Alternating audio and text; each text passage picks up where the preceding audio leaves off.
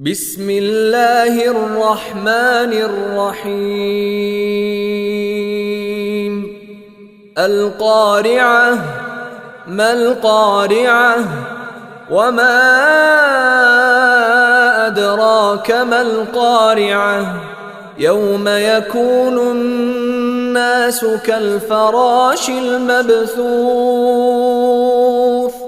وتكون الجبال كالعهن المنفوش فأما من ثقلت موازينه فهو في عيشة راضية وأما من خفت موازينه فأمه هاوية وما أدراك ما هي